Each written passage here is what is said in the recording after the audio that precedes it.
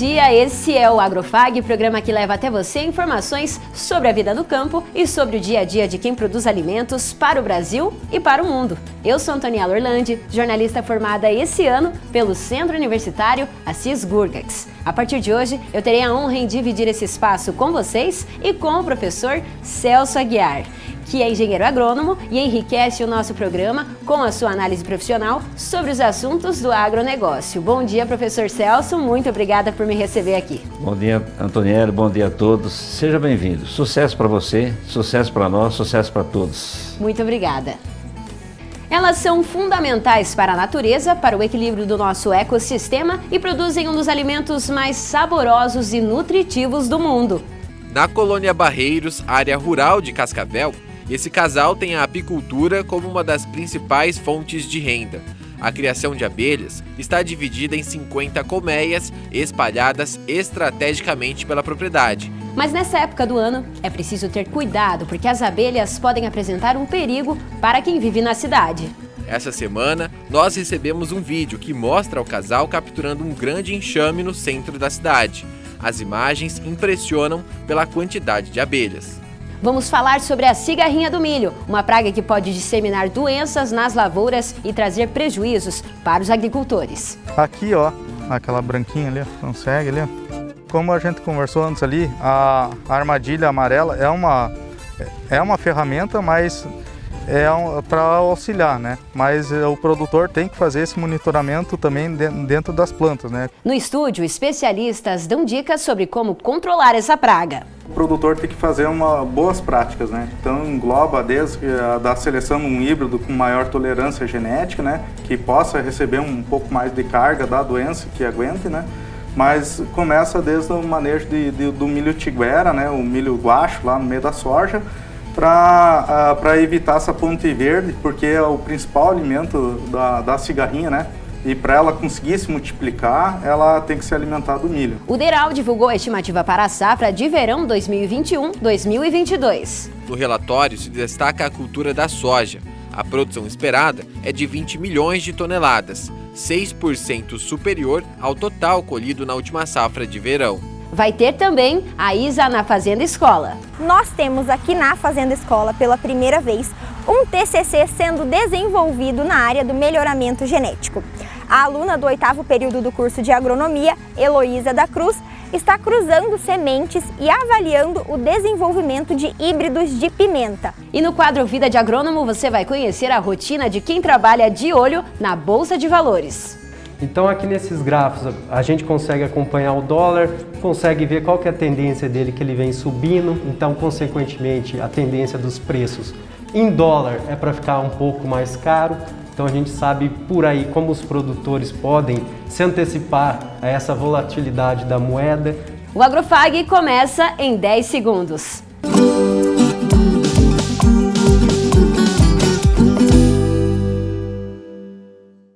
A criação de abelhas e a produção de mel é uma ótima alternativa de renda para os produtores rurais, principalmente para aqueles que têm uma pequena propriedade. Em Cascavel, a Associação dos Apicultores, a Apivel, já conta com mais de 20 associados. E além de incentivar a produção, a associação também faz um trabalho importante, a remoção de enxames. É que nos últimos dias têm acontecido acidentes provocados por abelhas que migraram para a cidade em busca de abrigo. O repórter Thiago Williams conta essa história e dá dicas sobre como resolver o problema com segurança. Na colônia Barreiros, área rural de Cascavel, esse casal tem a apicultura como uma das principais fontes de renda. A criação de abelhas está dividida em 50 colmeias espalhadas estrategicamente pela propriedade, em áreas conhecidas como apiário. Apesar do perigo, o trabalho é movido por amor e tem sido assim por 30 anos. Em quase 30 anos que nós trabalhamos com elas. A gente pegou amor aos bichinhos aí, eles são meio violentos, mas dá para se protegendo bem, nós conseguimos trabalhar com elas. Cuidar das abelhas, ter elas assim é um bem precioso, porque nós temos que cuidar delas. Elas dão bastante serviço, não é você ter um apiário e você largar lá, não. Você tem que toda semana, você tem que estar olhando elas, ver se não tem formigão atacando, ver se não tem, com o vento, descobrir alguma colmeia. Tem que abrir, ver o que está acontecendo com elas, né? Então tem que ter bastante cuidado com elas também. Dá bastante trabalho também. A maioria das abelhas nessa propriedade são da espécie popularmente conhecida por Europa. Dependendo das condições em que elas estão expostas, o mel pode ser colhido até 3 vezes no ano. Em 2020, a colheita rendeu cerca de 1,5 toneladas, sendo parte da produção destinada à exportação, um resultado bastante significativo para o casal. Devido à estiagem, a florada foi maravilhosa, né? E as abelhas deram um retorno para nós bom, de 1,5 toneladas de mel. Segundo a Associação dos Apicultores de Cascavel, em 2020 o município produziu cerca de 20 toneladas de mel. Desse total, 70% foram comercializados na própria cidade. Se por um lado as abelhas são garantia de renda para os produtores, na cidade elas podem provocar acidentes graves. Nos últimos dias, a Defesa Civil de Cascavel registrou várias ocorrências de enxames que colocaram em risco a população. Foi isso que aconteceu com esse senhor de 72 anos, que foi parar na UTI após levar 157 ferroadas enquanto caminhava pela calçada. No rosto, nas mãos, tudo dentro da boca, gritei por socorro, entrar na boca. Quanto mais batia, mais a abelha vinha. Vinha 2 rapazes, falaram, seu Paulo não bate, ele parou, né? E dentro da boca estava cheio de abelha também. Aí ele ficou quietinho, eles pararam. Daí com a água, né, com a mangueira de água, conseguiram eliminar as abelhas dele. O ataque foi registrado no bairro Guarujá. Para evitar esse tipo de acidente, a Associação dos Apicultores de Cascavel possui um serviço de remoção de enxames, com profissionais qualificados para o trabalho, entre eles a Dona Maria e o seu Ayrton, que apareceram no início da reportagem. Essa semana, nós recebemos um vídeo que mostra o casal capturando um grande enxame no centro da cidade. As imagens impressionam pela quantidade de abelhas. Nós estava domingo ali em casa sem fazer nada, daí de repente a associação apostou, o Paulo Bonato apostou no grupo da Pivel que tinha um enxame imenso a ser coletado na cidade. Nós simplesmente pegamos os 2 macacão e a caixa que estava vazia e fomos lá e coletamos. Vai sair muito enxame na cidade, eles vão se alojar, porque na cidade não tem muita caixa para elas entrar, né? Então elas vão se alojar em alguma árvore e assim, quando elas estiver alojada em algum galho, alguma coisa, então tem que ligar para a associação, ou a Defesa Civil, os bombeiros, que daí vai avisar a associação, e algum produtor que está disponível vai lá e captura elas. O Ayrton explica que a presença das abelhas na cidade tem relação com o clima e, por isso, a multiplicação de enxame será comum nos próximos meses. Agora é uma época de elas largar bastante enxame, porque tem o calor, bastante florada, então a florada, as abelhas começam a rainha começa a desovar mais, e aí começa a largar os enxames. Aí vai sair novos enxames e eles vão aumentar os enxames dessa forma, largando novos enxames, e assim elas se alojam assim nas árvores, onde tem algum pau furado, ou em caixa, ou onde tem um apiário que tiver as caixas vazias para elas entrar. E se elas não encontrar, elas vão se alojar num galho, em algum lugar.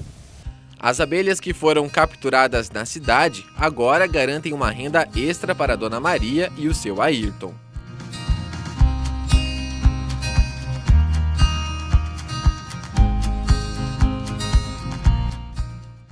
Professor Celso, realmente é preciso ter cuidado para lidar com esses enxames, né? Muito cuidado, Antonielli. Veja bem, as abelhas com ferrão são muito perigosas. E um cuidado especial para as pessoas que são alérgicas, viu? Estou ressaltando aqui porque, veja bem, você não vai levar uma ferroada, você vai levar várias ferroadas. E uma ferroada é suficiente para quem é alérgico sofrer muito. Eu tenho experiência de pessoas que não sabiam que tinha alergia e hoje eles andam com o seu antígeno, ou seja, o seu produto para combater essa alergia. Porque se tiver uma ferroada é suficiente para trancar a garganta, não respirar mais. Então cuidado as pessoas alérgicas em lidar com abelhas. Agora vamos falar sobre a safra de verão 2021-2022. O DERAL, Departamento de Economia Rural da Secretaria de Agricultura, divulgou o relatório com a estimativa de plantio e produção. Se a projeção se confirmar, o estado vai colher quase 10% a mais de grãos do que na safra passada. 25 milhões de toneladas de grãos. Essa é a estimativa da safra de verão 2021-2022 para o estado do Paraná. No relatório se destaca a cultura da soja. A produção esperada é de 20 milhões de toneladas, 6% superior ao total colhido na última safra de verão. Essa safra tem uma tendência de ter um resultado melhor que aquele do ano passado, quando nós sofremos muito com estiagem, com atraso no plantio e tal. E por isso nós avaliamos que a safra de grãos na primavera poderá superar 25,37 milhões de toneladas. Obviamente o carro-chefe é a soja, que ocupa hoje quase 29% do território paranaense. São mais de 5 milhões e 600 mil hectares de soja que estão sendo semeados.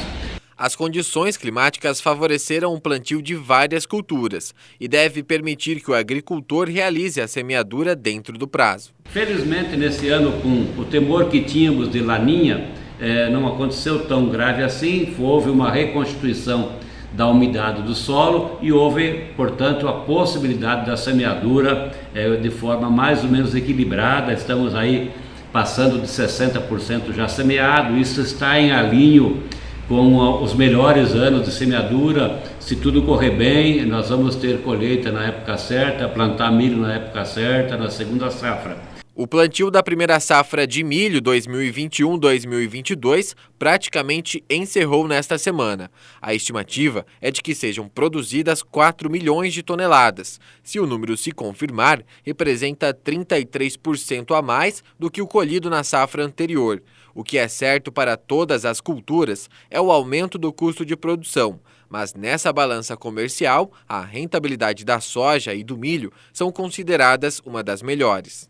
O custo médio aí, em agosto, que é levantado, teve um aumento aí nos principais insumos em torno de 60%. Então, realmente isso acaba impactando, mas mais provavelmente a próxima safra do que essa safra. Então, essa safra tem custos de produção aí que são, digamos assim, apropriados do primeiro semestre, né? Apesar desse custo maior, a soja, que é a principal cultura aí do verão, ela tem uma rentabilidade excepcional considerando os custos e preços de momento. Hoje a saca está sendo vendida a saca de 60 quilos, em torno de 150, 160 reais.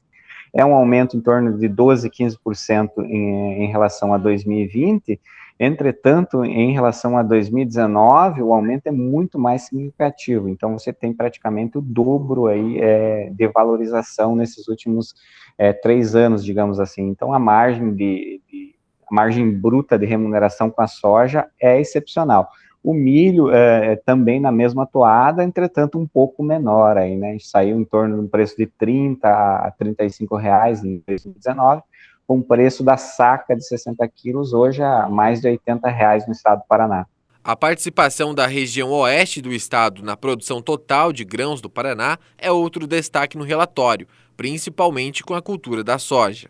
A região oeste do estado, ela deve contribuir aí com quase 4 milhões de toneladas em termos de produção aí para o volume total de 21 milhões de toneladas.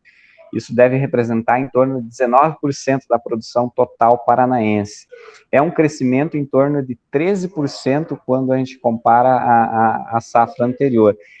Foi uma das regiões no estado onde a perda comparativa de produção foi maior, né? Então, e justamente agora deve ter uma recomposição e, neste momento, é o maior crescimento em termos de volume de produção no estado do Paraná, na soja especificamente.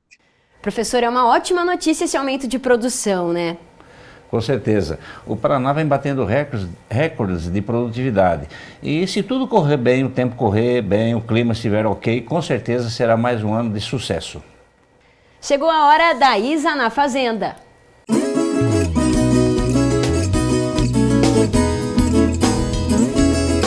Bom dia, Antoniela. Bom dia, professor Celso. Nós temos aqui na Fazenda Escola, pela primeira vez, um TCC sendo desenvolvido na área do melhoramento genético. A aluna do 8º período do curso de agronomia, Heloísa da Cruz, está cruzando sementes e avaliando o desenvolvimento de híbridos de pimenta, biquinho vermelha, jamaica amarela, rabaneiro amarela, pimenta dedo de moça e a chapéu de bispo, ambos com diferentes teores de capsaicina, que é a proteína que dá o teor de ardência da semente. E esse trabalho tem o intuito de avaliar como essa semente vai se desenvolver durante esses 3 anos. No Paraná, a região mais produtora de pimenta é a região de Londrina. Ela produz 44% de tudo que é plantado no nosso estado. Porém, a nossa região também é muito rentável para esse cultivo e isso dá margem ao pequeno produtor, já que o manejo e a mão de obra são simples e o valor comercial é muito rentável, principalmente se o cultivo for orgânico. No ano passado, a pimenta convencional foi cotada em torno de R$ 700 a tonelada. Já a pimenta do cultivo orgânico foi cotada em torno de R$ 2.525 a tonelada. Além da venda in natura, as pimentas também podem ser vendidas como molho e geleia. E isso gera mais um valor agregado e o produtor pode aproveitar isso, porque além de plantar, o produtor pode processar e vender o produto pronto. Então fica uma dica aí aos produtores de uma cultura rentável e que está crescendo cada vez mais. Nos vemos no próximo programa e até mais!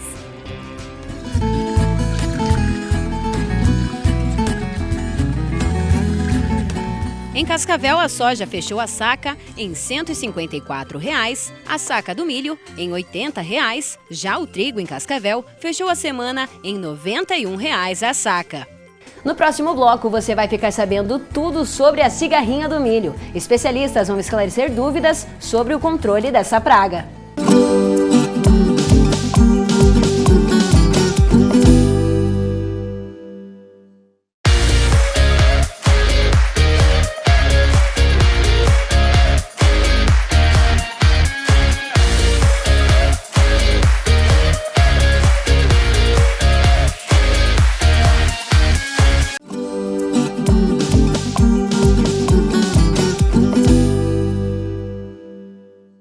A Fazenda Escola, em parceria com a empresa Corteva, mantém uma área de testes e pesquisa sobre a cigarrinha do milho.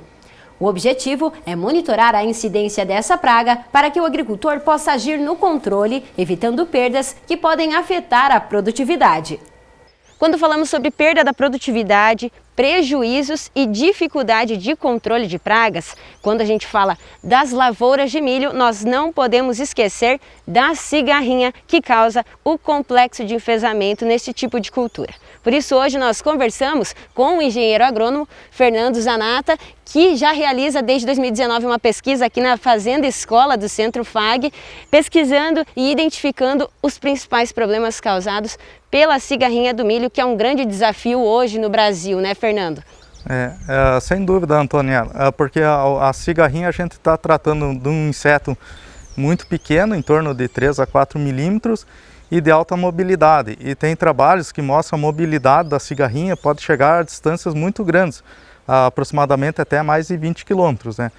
E além disso, ela é um vetor, né, que transmite o complexo de enfesamento, que seria dois tipos de bactéria. O fitoplasma, o espiroplasma, e além disso pode transmitir uma virose, que é o vírus da risca, né? Então é de suma importância a gente entender como é que é essa dinâmica da cigarrinha. Em 2018 a gente observou que algumas lavouras no norte do Paraná haviam o complexo de enfesamento, né? Então a partir daí, 2019, houve essa migração dessas cigarrinhas contaminadas com os molicutes para as demais regiões de safrinha do Paraná. Então, a partir disso, a Corteva, a gente adotou uma estratégia de monitoramento e a FAG, né, é a nossa parceira. Então a gente distribuiu várias armadilhas que faz um monitoramento semanal da quantidade de cigarrinhas coletadas, né? E a gente coleta essa cigarrinha, põe num potinho e leva para o laboratório para fazer análise PCR para ver se ela está contaminada ou não, né? Uma das armadilhas que dá base para essa pesquisa fica aqui na estação meteorológica da Fazenda Escola e o Fernando vai mostrar para nós como que funciona então esse processo de captura. Sim. Então, basicamente a armadilha é composta por uma lâmpada amarela, né, e 2 placas autocolantes que a gente põe nas laterais, né. Então, ao final do dia a gente liga a lâmpada, né, e deixamos por o período da noite até amanhã cedo.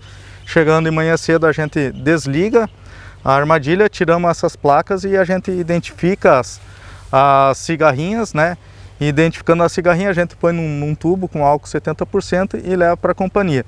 Essa armadilha aqui, nós temos 30 armadilhas espalhadas pelo todo o Brasil, desde o Rio Grande do Sul indo até o Tocantins, né? Sendo 12 armadilhas aqui espalhadas aqui pelo Paraná, temos mais 3 no Paraguai, né? Temos 10 armadilhas lá na Bahia e todas as nossas estações de pesquisa da Cortez espalhadas, né, pelo Brasil, né? Então, Toniel, então depois que a gente chega de manhã cedo, a gente chega, desliga o equipamento, né, desliga a luz, a gente pega essa placa aqui e vamos identificar as cigarrinhas, né. Então, através da identificação, a gente coleta as cigarrinhas, enviamos para o laboratório para fazer análise de PCR, para identificação se é a presença de fitoplasma ou espiroplasma, né, ou a presença dos dois, né.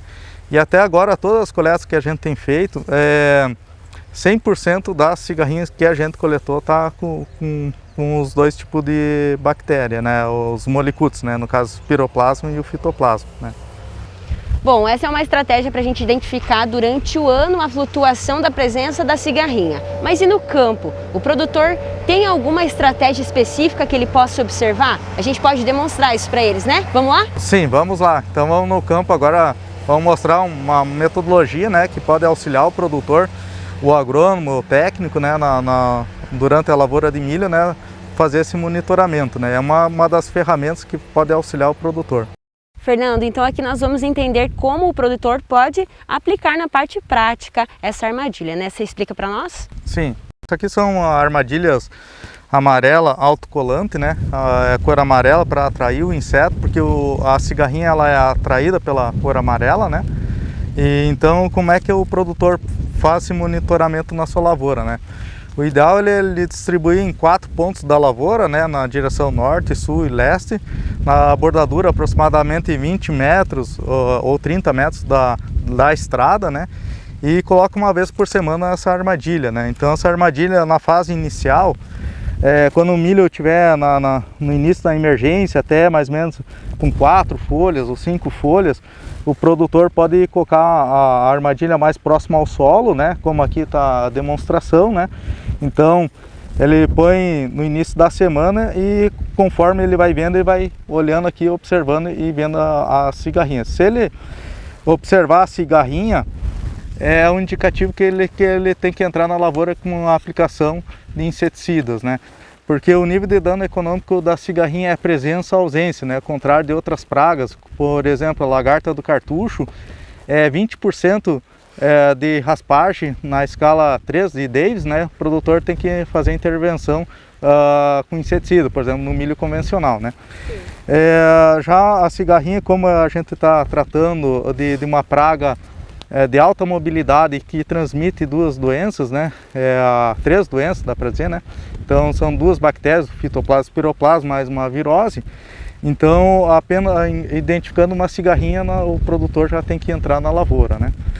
À medida que o milho vai crescendo, como a gente está observando aqui na lavoura, a gente tem que fazer uma instalação aproximadamente a 1 metro de altura, né?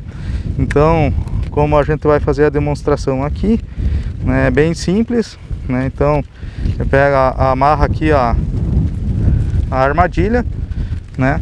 E tira essa parte autocolante aqui para captar as cigarrinhas, né? Então, o ideal é ele sempre, todo dia, vir de manhã ou final da tarde, olhar, né, observar a quantidade de cigarrinhas. Isso é uma ferramenta que vai auxiliar, mas além disso é necessário o produtor também ir nas plantas de milho e observar dentro do cartucho, que muitas vezes a cigarrinha ela não pode, uma condição de baixa população, muitas vezes o produtor pode, às vezes, nem captar aqui, mas pode estar na cultura do milho dentro do cartucho se alimentando, né? Então, aliado à armadilha, mais o monitoramento na lavoura, né? Fernando, você pode demonstrar para nós, na planta mesmo, como é possível identificar? Sim, vamos procurar a cigarrinha geralmente nessa fase que ela está dentro do cartucho, né? Então, vamos ver se é possível nós encontrar agora, né?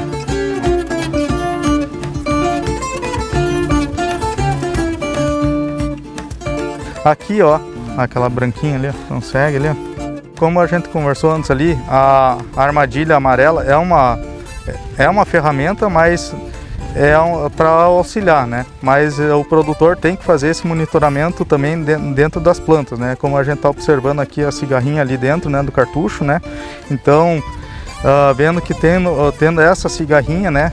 E no caso o milho tivesse com menos de 8 folhas, no caso que a lavoura aqui já está com mais de 10 folhas, né? Estamos com 10 folhas, então não há necessidade de intervenção de inseticida, mas se tivesse antes, está no período crítico de controle, né?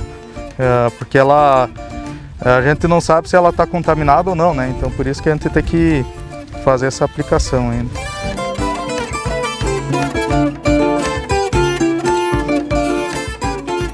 Então, Fernando, a gente percebeu a importância dessa avaliação para que se previna e que possa identificar a presença da cigarrinha já no início, né? Exatamente, Antonella. Por isso que é importante o produtor fazer a identificação correta da cigarrinha, né? Para fazer a sua tomada de decisão, de fazer uma aplicação ou não de inseticidas químicos e biológicos na sua lavoura para prevenir possíveis prejuízos no futuro, né? Bom, e aqui no estúdio nós vamos continuar conversando sobre esse assunto, que é a cigarrinha do milho. Por isso nós recebemos o professor e engenheiro agrônomo Jorge Geller e também o engenheiro agrônomo Fernando Zanata. Sejam muito bem-vindos ao nosso programa. Obrigado, Antonella, pelo convite. É uma honra aqui participar e poder falar sobre esse assunto de tão grande importância que é na cultura do milho. Antonella, muito obrigado também pelo convite, né? É o assunto do momento que está na boca do produtor, né? E é o grande desafio na cultura do milho, né? Com certeza, Fernando. E como a gente está tratando sobre esse desafio, eu queria que você contasse um pouco para nós sobre o histórico da cigarrinha. Como que esse problema começou a ficar mais evidente no Brasil e, sobretudo, aqui no Paraná também. Você pode explicar um pouco mais para nós? Sim, Antonella. Os primeiros relatos que nós tivemos foi na década de 70, né? Depois o relato com maior surto ali foi em 1990, na década de 90, e depois mais brevemente foi em 2013, 2015, e agora foi o último grande surto aí que deu desde a Bahia vindo até o sul, né, a partir de 2018. Aqui a entrada do complexo enfesamento, a cigarrinha contaminada com complexo enfesamento, a gente detectou aqui no norte do Paraná em 2018 e a partir de 2019 se espalhou pela toda a região de Safrinha do Paraná. E em 2020 ela desceu, né, indo para Santa Catarina e indo para o Rio Grande do Sul também, sendo um grande problema lá também, nessa safra também. Para a gente iniciar esse assunto, nós precisamos também saber sobre os sintomas causados por essas cigarrinhas. Professor Correto. Celso. São dois colegas que estão aí na bancada, né? E eu vou ter a preferência, tá, Fernando? Vou perguntar para o professor Geller. Geller, os sintomas, como descrever, como explicar para o pessoal que está lá fora, na área, na sua propriedade, como chegar e descobrir isso daí, o que está acontecendo com a minha lavoura? Ótimo, Celso, bacana a pergunta, né? Sintomas é a manifestação da doença no vegetal. É a cara da doença que aparenta aos olhos do observador, né? O que aparenta e que mostra que a planta está com algum problema, ou seja, a doença, né? No caso dos problemas com enfesamentos, pode haver 3 tipos de sintomas, né? Já que são 3 agentes causais das doenças chamadas complexo, né?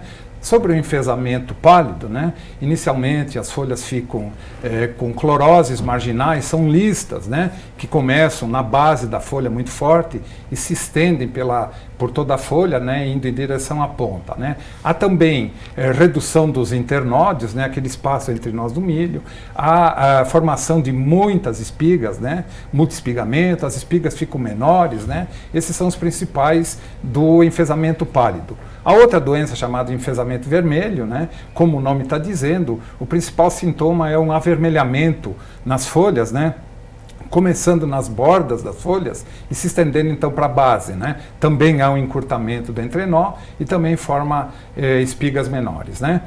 Com relação à terceira doença, que é uma virose, né, chama virose da lista, né, é um raiado fino, então aparece pequenas pontuaçõezinhas acompanhando as folhas, né, e que à medida que vai desenvolvendo a doença, vai formando raias ou riscos ao longo da folha, riscas amareladas, né, contrastando com o tecido verde. Mas não tem, o agricultor não tem como se confundir, são bem característicos os sintomas. São bem característicos, né? Embora, às vezes, visualmente, a gente possa confundir e não definir qual dos organismos está causando. Porque pode haver alguma confusão entre o enfesamento pálido e o enfesamento vermelho. Mas na medida que a doença progride, é fácil definir qual é que é a doença.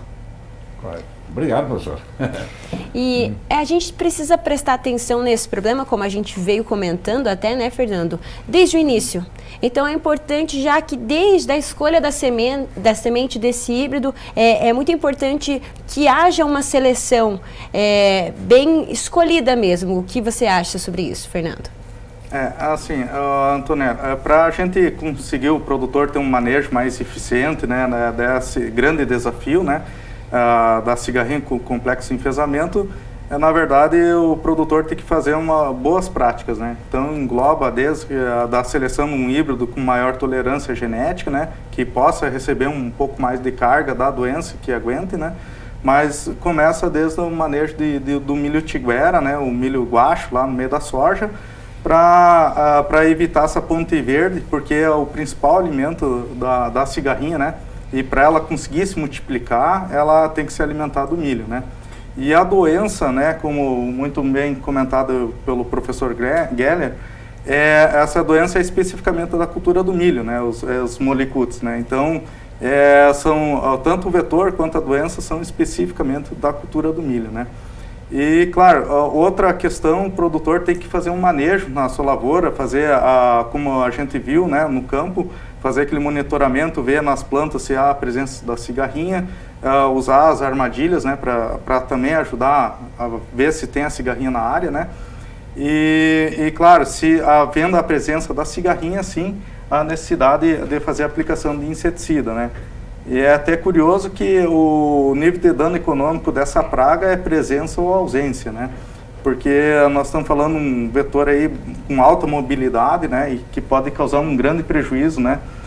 Como o professor comentou aqui, né? Que tu tem um multi-espigamento ali com uma perda de produtividade aí que pode chegar até próximo a 100%, né?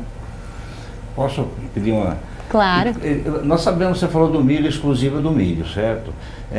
Fernando, nós temos uma safra de verão e safrinha. Em qual dessa estação as cigarrinhas, vamos dizer assim, teria maior incidência, maior estrago para o agricultor? Muito boa pergunta, professor Celso. Assim, com base nesse estudo que a gente está fazendo, essa parceria aqui com a FAG, né? A gente conseguiu identificar, né? É um estudo que está em andamento, né? Mas a gente conseguiu identificar o período onde a maior flutuação da cigarrinha na época do ano, né, que pega dezembro a janeiro. Esse pico repetiu já nas duas últimas safras, né, pegou 2019, dezembro de 2019 e janeiro de 2020, e que repetiu novamente dezembro de 2020 e janeiro de 2021, né. Então, respondendo a pergunta mais diretamente, na safrinha, né. Então, o ambiente é mais propício, é mais quente, porque é uma praga tropical, né? E então ela precisa também de uma temperatura ideal para o seu desenvolvimento, que é temperaturas acima de 25 graus Celsius, né? Correto. Eu vou voltar um pouquinho no assunto das pontes verdes, né, causadas pela aparição do milho tiguera. Professor, você pode explicar um pouquinho mais para nós do que se trata essas pontes verdes e por que a importância de um conjunto de práticas para se lidar com esse milho tiguera ou milho guacho e por que todos os produtores têm que estar em parceria neste sentido, né? Porque não adianta ter a presença em uma propriedade de milho tiguera e na outra, de repente, não ter. Tem que ter um conjunto tal. Exato. Quando o Fernando coloca pontes verdes, né, nada mais são do que plantas de milho que nascem em decorrência de perdas na colheita da cultura do milho, né? Então são plantas extemporâneas, né, que nascem lá no meio de planta daninha, né? E que vão servir então de hospedeiro da cigarrinha e também do vírus, né, certamente, né? Então, naquele período em que não haveria planta de milho, essas plantas guachas ou tigueras, né, que como a gente comenta aqui no popular, elas vão servir de abrigo, né? E a cigarrinha vai continuar fazendo seus ciclos, né? Ela vai continuar colocando ovo, vai eclodir, vai fazer as ninfas, os adultos, né? Enfim, vai fazer o ciclo, para quando chegar a cultura novamente, o plantio, né? Então ela consegue passar o período que naturalmente não havia milho, né? Um período de entre safra, então viva. E aí entra uma população de cigarrinha em maior quantidade na nova safra, provocando então já danos iniciais, que é quando o milho é mais sensível, né? Nos estádios iniciais de desenvolvimento. Eu gostaria de fazer um parênteses aí, Fernando e Guerra. Fernando, especialmente para você, até que estádio ou estágio você deve aplicar um inseticida para controlar a cigarrinha e por quê? Agora te apertei, hein? Mas você é especialista. Sim. Não, mas excelente pergunta, né? Essa é uma pergunta bastante questionada, isso aí vem bastante do campo, né? Tanto da parte técnica, dos agrônomos técnicos e do produtor, né? A gente tem trabalhos que a gente conduziu, a Corteva conduziu em greenhouse, onde a gente plantou o milho em diferentes etapas e inoculamos o milho, inoculamos a cigarrinha em diferentes épocas, né? Então, quando o milho estava com 2 folhas abertas, uma folha aberta começando, né? Depois 2 folhas, 3 folhas, 4 folhas, chegando até próximo ao pendoamento, tá? E utilizamos um híbrido suscetível para ver mesmo a questão onde que mesmo é sensível nessa questão. E o que a gente observou, professor Geller? A gente observou que a partir que se a cigarrinha chegar, né, a lavoura estiver livre até 8 a 10 folhas, não vai ter mais dano, né? Porque a doença que a gente está falando aí, os molicutos, né, os fitoplasma, piroplasma, são doenças sistêmicas e de desenvolvimento lento, né? Ele desenvolve nos vasos do floema, né? Ele vai circulando e vai entupindo os vasos do floema. Então, a fase inicial, jovem, do milho é a fase mais crítica, muito bem comentado pelo professor Geller. Também a gente pode complementar uma outra questão, o tratamento de semente é muito importante, essa fase inicial, para ajudar naquela proteção da planta jovem, né? E isso, um trabalho que a gente também desenvolveu para ver o tratamento de semente até que fase chegaria, né? A gente observou que o tratamento de semente na safrinha, no período da safrinha, vai em torno aí de 1 até 2 folhas ali, vai estar protegido, né? Os produtos para esse controle, daí teria que ser a base de neonicotinoides, né? Todos os neonicotinoides, a gente fez o teste lá, tem um bom controle em cima da cigarrinha nessa fase inicial. Mas, enfim, né? O produtor tem que cuidar da sua lavoura, monitorar ela até V8, V10, né? Até 8 a 10 folhas. A partir de 10 folhas, 8 a 10 folhas, então a doença, embora esteja inoculada, ela não vai ter um desenvolvimento tão rápido que possa afetar a produção. Seria isso, Fernando? Exatamente. Então nós identificamos que são inúmeros desafios causados pela cigarrinha, mas que com esse conjunto de práticas é possível que haja um controle e uma melhor desenvoltura aí dessa cultura do milho no Brasil afora.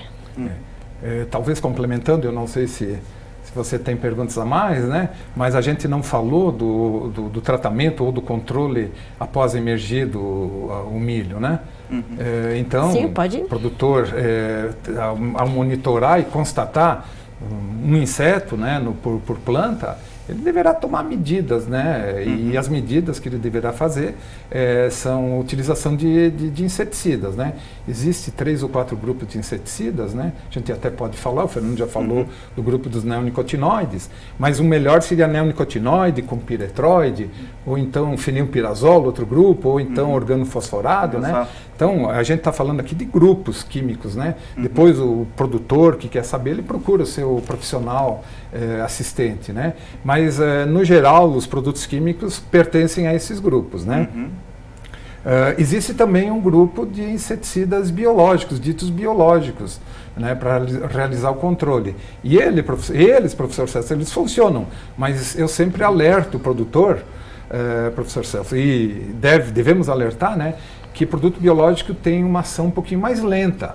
Aqueles produtos que eu acabei, os inseticidas químicos, eles são inseticidas de ação rápida, como o pessoal fala, de choque, né? Então, um inseto em contato com inseticida ou um inseticida em contato com inseto acaba matando. E funciona. Né? Funciona bem, né? O problema é que às vezes a população da cigarrinha é grande, ou então tão logo aplique vem nova leva de insetos. Mas voltando aos biológicos, então, funcionam, né? Existe os inseticidas biológicos, resumidamente, são fungos que são aplicados, fungos patogênicos, né? A gente diz, né? Patogênicos à cigarrinha, né? Que vão matar a cigarrinha. Mas o fungo demora um pouco mais, porque ele tem que entrar em contato com a cigarrinha, ou a cigarrinha em contato com o fungo. Esse fungo tem que germinar no corpo da cigarrinha, invadir e causar morte, né?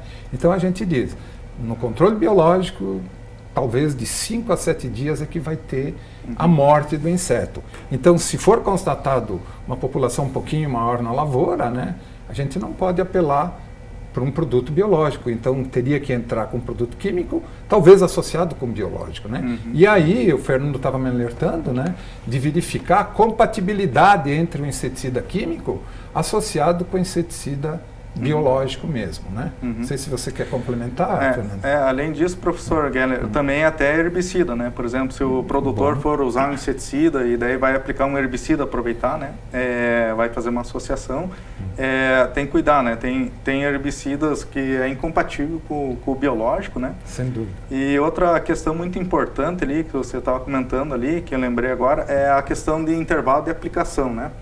Por exemplo, não adianta o produtor aplicar, por exemplo, aplicou um inseticida e espera 15, 20 dias para entrar na lavoura, né?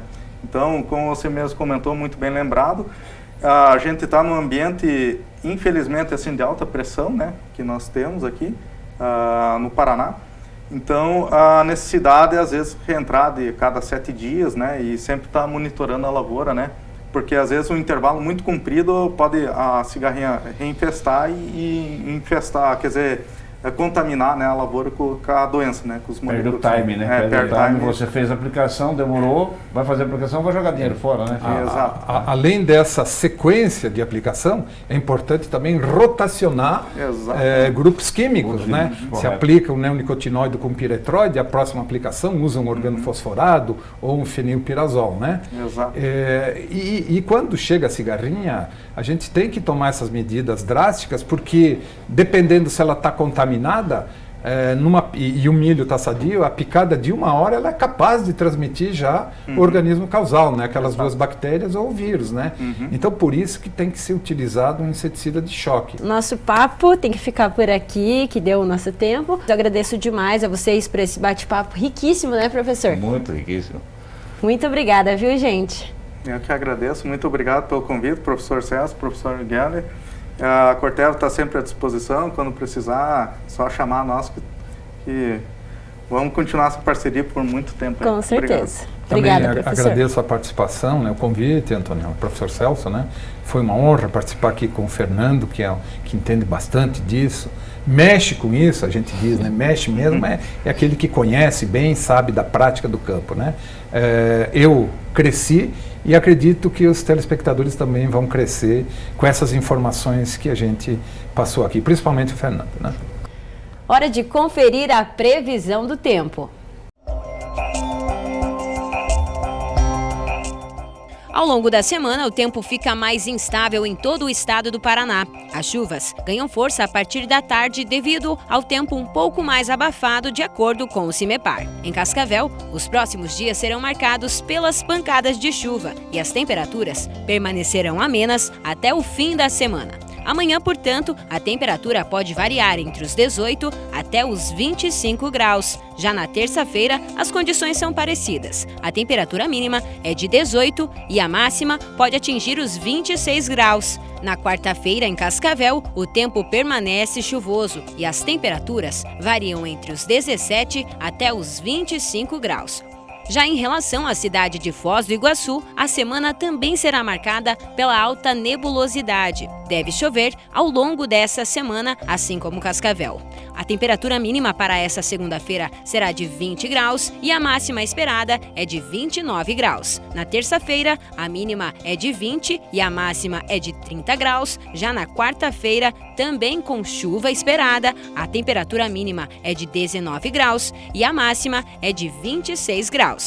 E a chuva também marcará a semana na região de Tupanci. Nessa segunda-feira são esperadas pancadas distribuídas no período da tarde e à noite. A temperatura mínima para essa segunda é de 20 graus e a máxima pode alcançar os 27 graus. Na terça-feira e na quarta, a chuva é esperada também e a mínima de terça-feira é de 19 graus e a máxima é de 28. Já na quarta-feira, temperatura mínima de 18 graus e máxima de 25 graus. Depois do intervalo, você vai acompanhar o quadro Vida de Agrônomo. Nosso personagem passa o dia atento ao preço das commodities. É já já!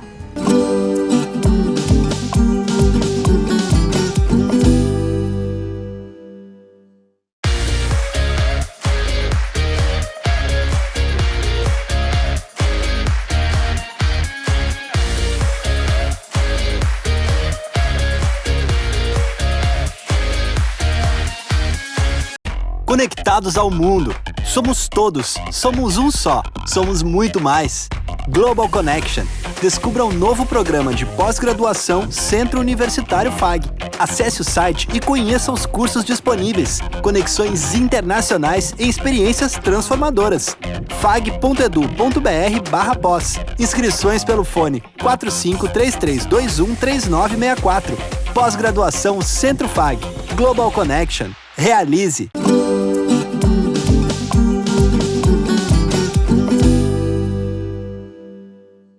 A gente tem mostrado aqui no Agrofag a rotina do profissional que se forma em agronomia. E o detalhe que chama a atenção é a diversidade de áreas onde ele pode atuar. Hoje no quadro Vida de Agrônomo, o personagem é Odilon Aguiar, que se formou na FAG em 2013 e agora trabalha num ramo não muito convencional, a Bolsa de Valores.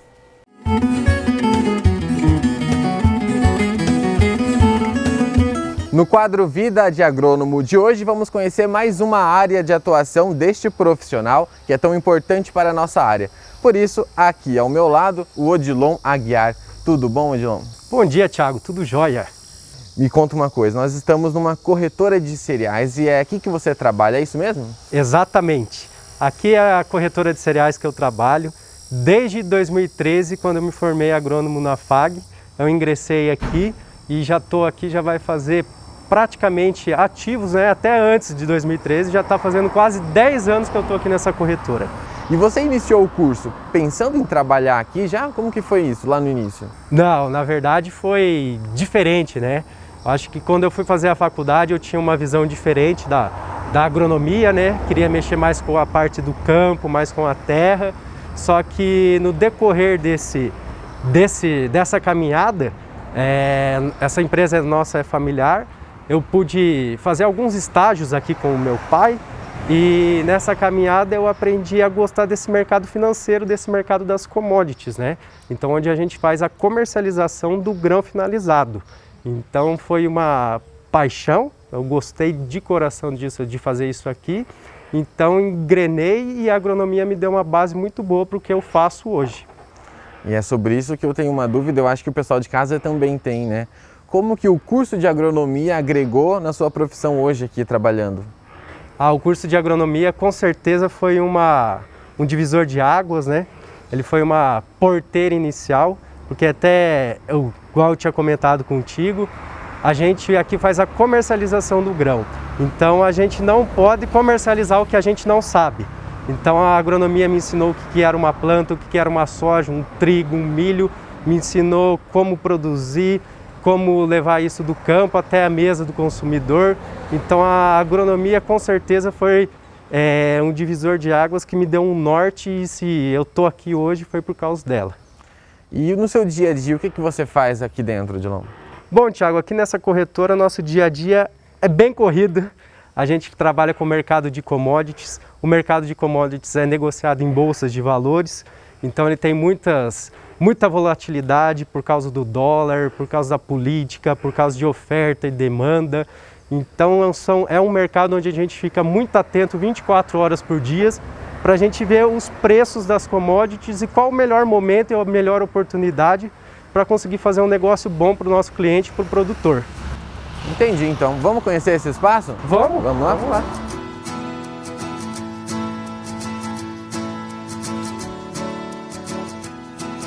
Então esse é o espaço que você trabalha, Odilon. Pode apresentar pra gente? Posso sim, Thiago. Esse aqui é o nosso cantinho. Esse aqui é o Marildo, ele é o meu pai, que me incentivou bastante para cursar agronomia. Eu e ele aqui na corretora a gente faz a mesa comercial, a parte de negociação aí dos cereais.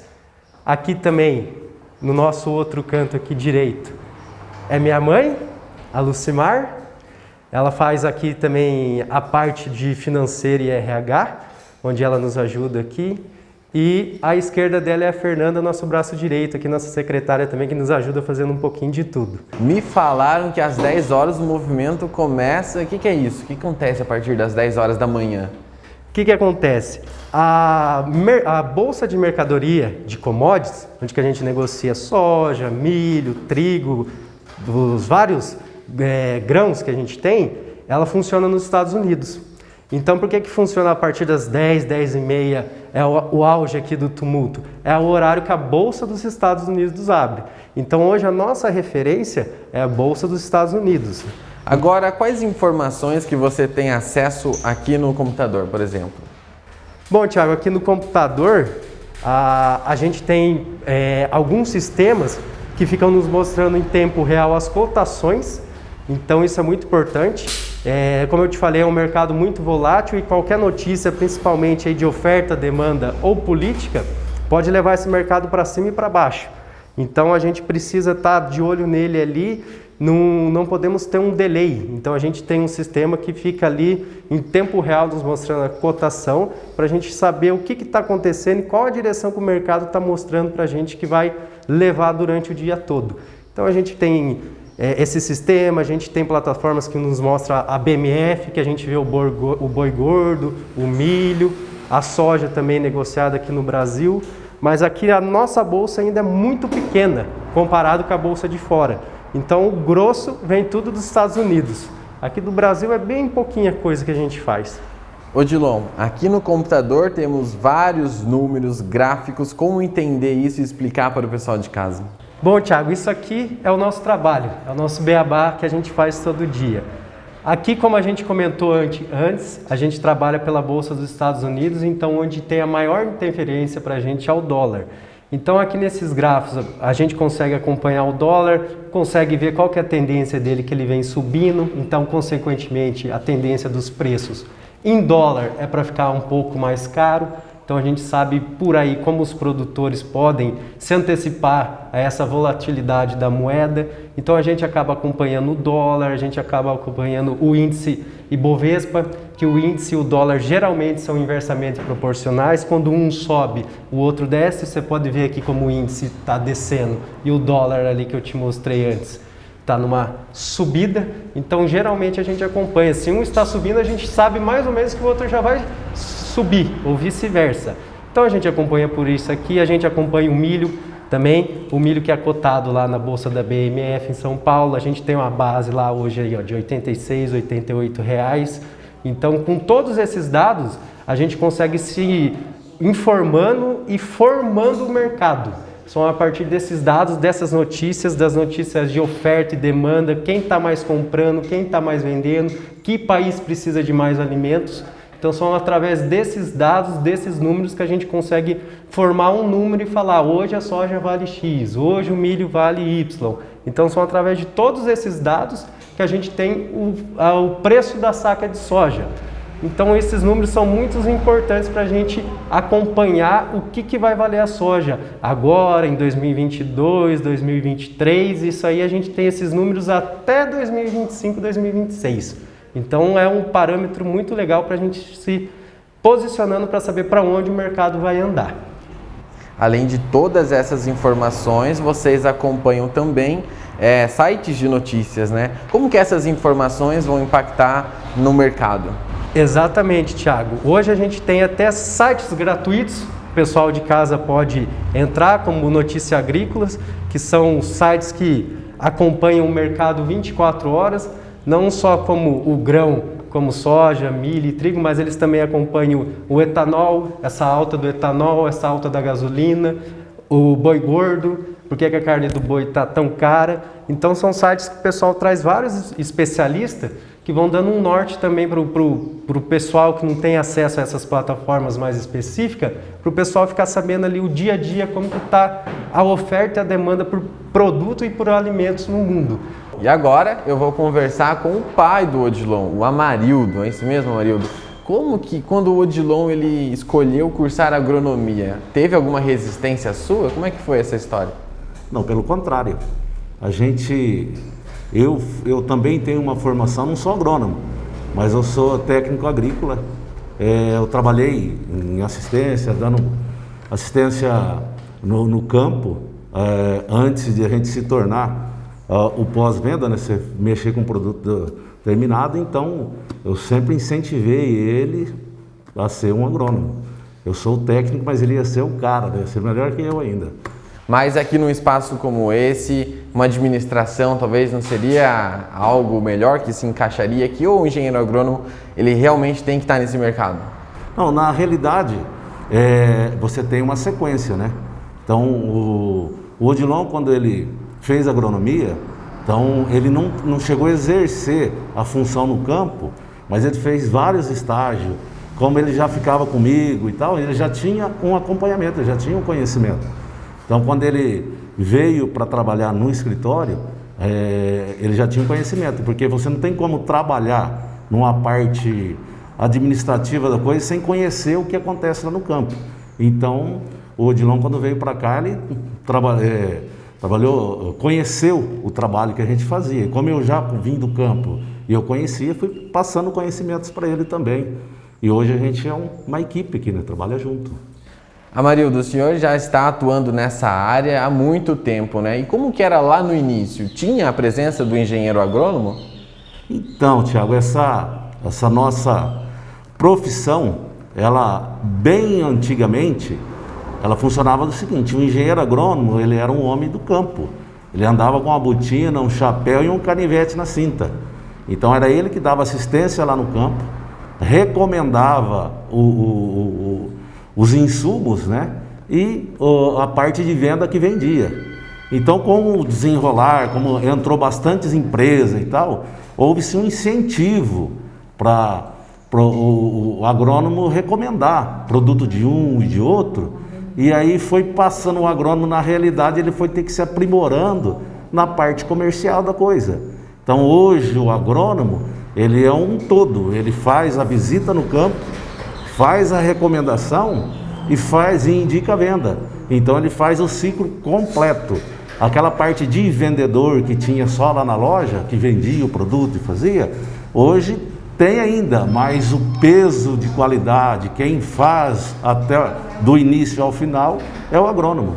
E para o estudante de agronomia que está nos acompanhando aqui, se interessou por essa área, o que você teria para falar com eles? Bom, eu diria para os meus colegas que são hoje aí estudantes que estão aí dia a dia aí na sala de aula aí, estudando à procura do teu sonho de se formar, de conseguir uma carreira. Esse é um ramo da agricultura, a gente fala até mais do agronegócio. É um ramo que muito bom, um ramo que é diferenciado. A gente consegue, como a gente se diz, a gente trabalha da porteira para fora. Então a gente pega a colheita e sai mundo afora para comercializar essa colheita de produtor. Então é um mercado mais novo, podemos dizer. Ele é antigo, mas para nós estudantes de agronomia é um mercado novo que você olha e você vai se encantar. É um ramo muito gostoso, a agronomia vai te dar a base e você pode trilhar esse caminho no mercado financeiro aí, que eu tenho certeza que você vai gostar.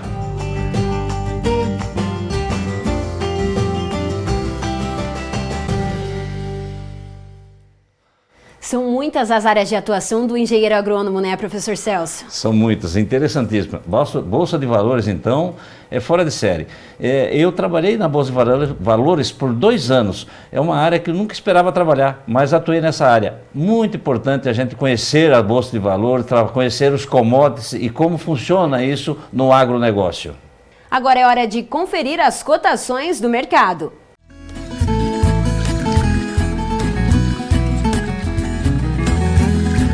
Em Cascavel, a arroba do boi gordo variou nessa semana entre R$ 270 a R$ 280. O quilo do suíno vivo ficou em R$ 6,80 o quilo do tipo integrado. E o frango fechou em R$ 5,06 o quilo em Cascavel. Nessa semana foi realizada uma feira de inovação no Centro FAG, o Summit. 3 grupos compostos por acadêmicos de agronomia foram selecionados para participar desse evento. E nós recebemos o registro de um dos grupos que foi selecionado. Vamos conferir?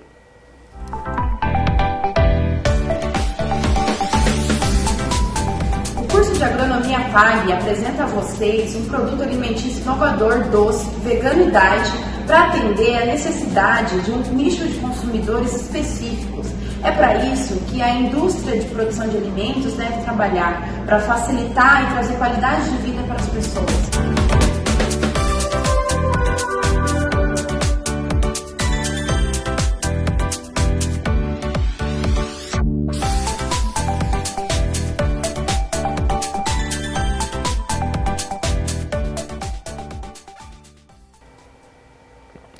No próximo programa, nós vamos mostrar como foi realizada essa pesquisa pelos acadêmicos de agronomia do Centro FAG. Gente, nós contamos com a participação de vocês no programa. Por isso, anotem aí os nossos canais de comunicação nas redes sociais. Nos siga no Instagram, @agrofag, no Facebook, Agrofag também, e no nosso WhatsApp, que é o 45-3321-3970. Mande sua mensagem pra gente, pode ser de texto, áudio, fotos ou vídeos. Participe conosco, sugira assuntos para serem tratados aqui no nosso programa. E lembre-se, o programa de hoje já está no YouTube, é no canal FAG. Vai lá e já se inscreve. Professor Celso, muito obrigada pela sua companhia, um ótimo domingo para você e para sua família. Bom domingo a todos. Nos vemos no próximo domingo. Até mais!